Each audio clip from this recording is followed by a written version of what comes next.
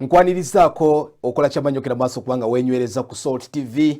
President w'eggwanga His Excellency Yoweri Kaguta Museveni alina ekigambo kye yakozesa nti Uganda etandise okumpoomera. Nga nkikopyeko naffe ab'ebyemizannyo Uganda etandise okutuwoomera. Ntandikidde mu nkambi ya Uganda Cranes.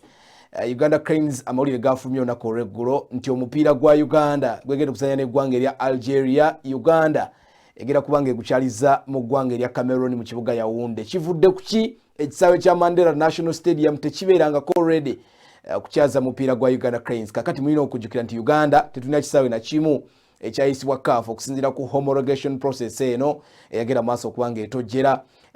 Kenya tebayisayo kisaawe na kimu. Tanzania bayisayo ekisaawe kimu ekya Benjamin Mkapa Stadium kosa eggwanga erya Rwanda nabo bagera maaso kwa bayisa ekisaawe kya Kigali Stadium. Kakati bana Uganda bangi batandikiddewo okwebuuza lwaki Uganda tekyaliza Rwanda, lwaki tekyaliza Tanzania.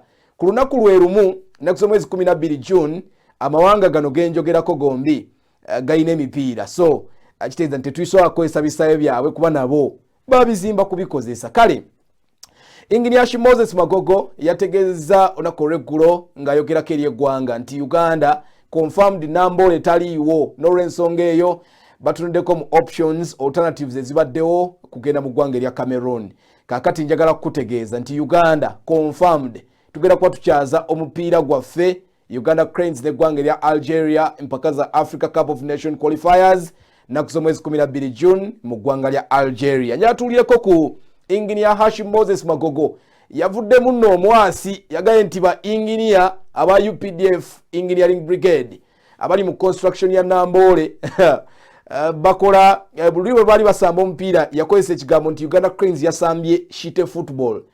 Kakati side eno agamba nti ba engineer bye bakola tebabitegeera nako yadde bwe kijja kubisaawe. Katumuliremukko Engineer Moses Magogo nkomawo.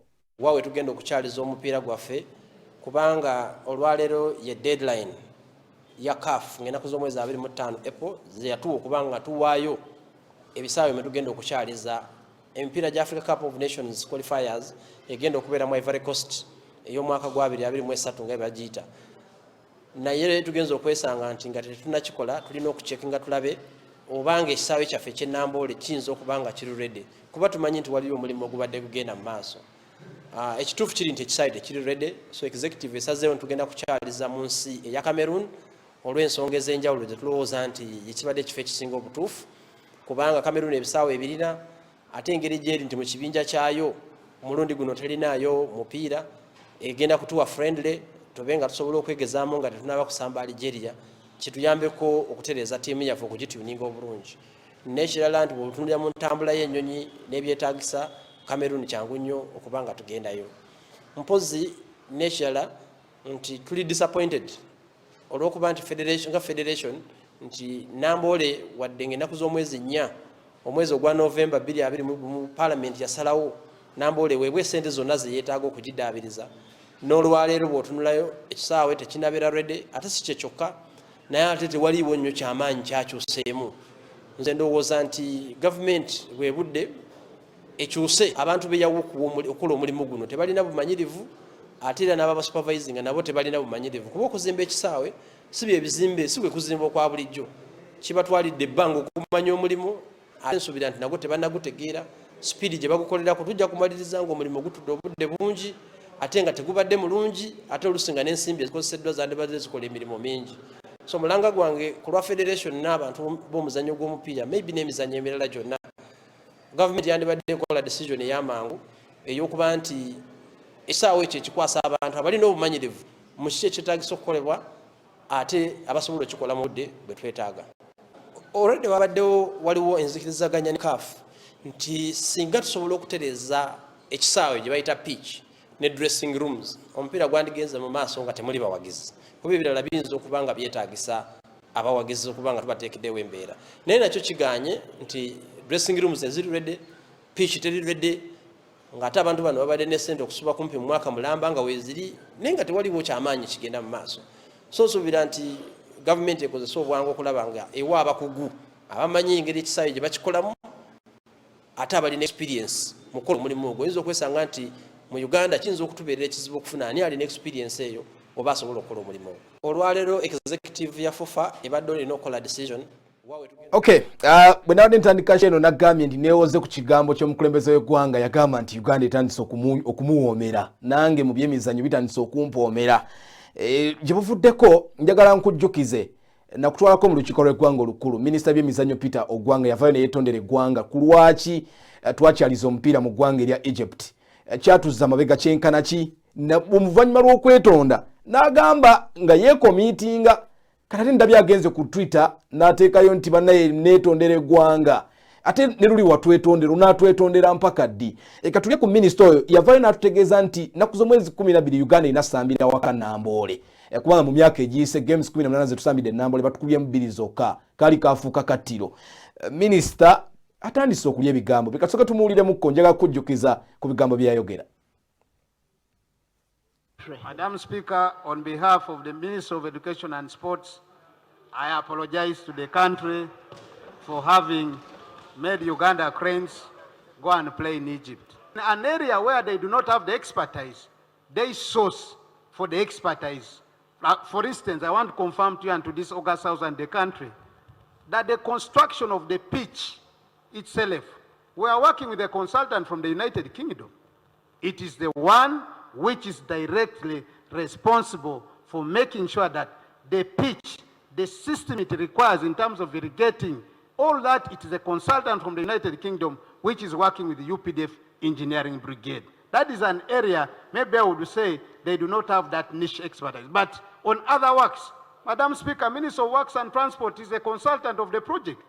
And for this matter, these are all young engineers who actually, I'm older than them, who are doing a commendable job on behalf of the country. So I want to confirm this to the people of Uganda, that as of now, our focus is to have the stadium ready for our next game, which was scheduled to play in Uganda, and it's a must-win for the Uganda Cranes when for do us you have to the have. stadium ready? Madam Speaker, I want to confirm this, that the next game is meant to be 12th of June. This year, as of now, I had told you earlier on in my submission, Honorable members, listen to the minister. fitting of chairs doesn't take you a month. We are looking at about 40,000 chairs. Once they are delivered in the country. Give us the deadline. Madam Speaker, as of now, I want to confirm that our program, as the minister, as in particular the client, we want the stadium ready by 1st of June. That is our program, and I've given that to the contractor that they must work. Byavaayo n'ategeeza olukiiko lw'eggwanga olukulu. Njagala kutegeeza nti Uganda tufuuse ekisekererwa bw'ogenda ku mukutu gw'amawulire mu ggwanga erya Algeria.